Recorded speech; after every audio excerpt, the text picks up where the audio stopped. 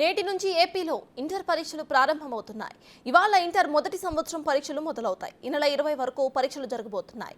ఇక 10,52,221 మంది విద్యార్థులు పరీక్షకు హాజరవుతున్నారు. రాష్ట్ర వ్యాప్తంగా 1,559 సెంటర్స్ ను బోర్డు సిద్ధం చేసింది. ఉదయం 9 గంటల నుంచి 12 గంటల వరకు పరీక్షలు జరగబోతున్నాయి. దివ్యాంగ విద్యార్థులకు గ్రౌండ్ ఫ్లోర్లోనే సెంటర్స్ కేటాయించారు. పరీక్షలపై ఇంటర్ బోర్డు డిజిటల్ నిఘాను పెట్టింది.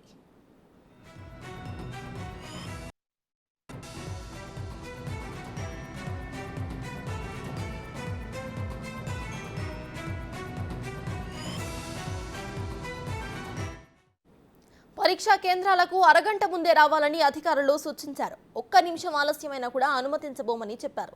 సీసీ కెమెరాస్తో పటిష్ట నిఘాను ఏర్పాటు చేశారు విద్యాశాఖ అధికారులు.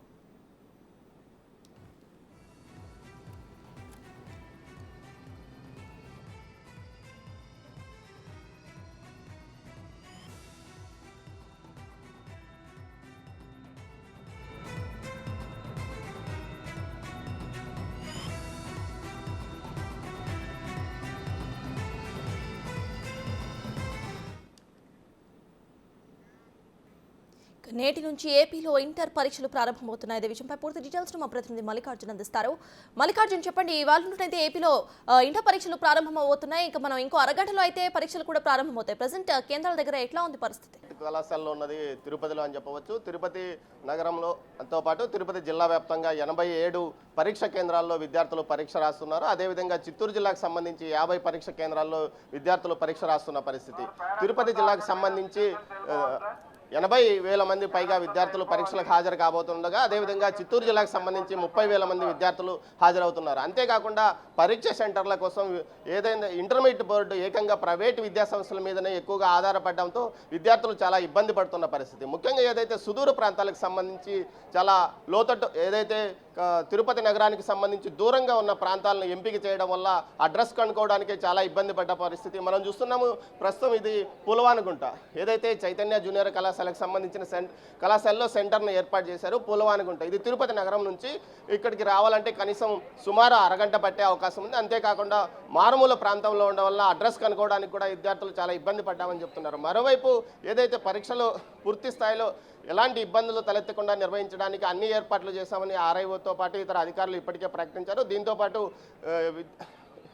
ఏదైతే ఎగ్జామినేషన్ సెంటర్ వద్ద 144 సెక్షన్ విధించారు. సమీపంలో ఉన్న జిరాక్స్ సెంటర్లను పూర్తి స్థాయిలో మూసివేసిన పరిస్థితి. మరోవైపు విద్యార్థులకు ఎలాంటి ఇబ్బందులు తలెత్తకుండా ఏదైతే పరీక్ష కేంద్రాల వద్ద ఒక ప్రాథమిక హెల్త్ అసిస్టెంట్ను కూడా ఏర్పాటు చేసిన పరిస్థితి. మొత్తం మీద అయితే పరీక్షల నిర్వహణ కోసం ఎలాంటి సమస్యలు తలెత్తకుండా పూర్తి స్థాయిలో చర్యలు తీసుకుంటామని చెప్తున్నప్పటికీ ట్రాన్స్పోర్ట్ సమస్య వల్ల చాలామంది విద్యార్థులు ఇబ్బంది పడుతున్న పరిస్థితి. దీంతోపాటు హాల్ టికెట్లలో ఏదైతే పరీక్ష సెంటర్ యొక్క మ్యాపింగ్ను సరిగా చేయకపోవడము, పూర్తి స్థాయిలో అడ్రస్ సరిగా లేకపోవడం వల్ల విద్యార్థులు చాలా ఇబ్బందులు ఎదుర్కొన్న పరిస్థితి. మొత్తం మీద అయితే అటు తిరుపతి జిల్లా, ఉమ్మడి చిత్తూరు జిల్లా వ్యాప్తంగా పరీక్షలను సక్రమంగా నిర్వహించడానికి 3 ఆర్ఐఓలు ఏదైతే అన్నమయ్య జిల్లాకు సంబంధించి 4 నియోజకవర్గాల్లోనూ, అదేవిధంగా తిరుపతి జిల్లాతో పాటు చిత్తూరు జిల్లా వ్యాప్తంగా అధికారులు పూర్తి స్థాయిలో ఏర్పాట్లు చేశామని చెప్తున్నారు. మరోవైపు ఇక్కడ కొంతమంది విద్యార్థులు ఉన్నారు, మాట్లాడించే ప్రయత్నం చేద్దాం. బాబు, ఎక్కడి నుంచి వచ్చారు?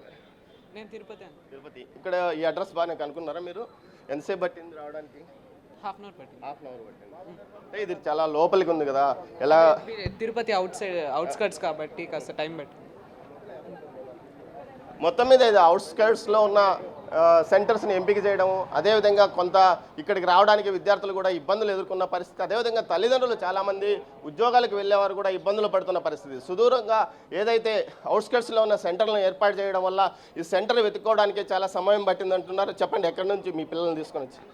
సార్ తిరుపతి కర్నాలి నుంచి ఇక్కడ రావడానికి అడ్రస్ సరిగ్గా అనుకున్నారా? నిన్నే వచ్చినాం సార్, దానివల్ల ఈరోజు తొందరగా వచ్చినాం సార్. అంటే ఇది కొంచెం లోపలికి ఉంది కదా, ఎంత ఇబ్బంది కాలేదు?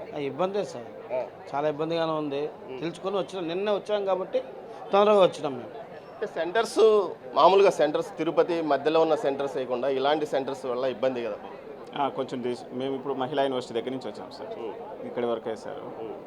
తప్పట్లేదు, పిల్లల కోసం రావాల్సి వస్తుంది.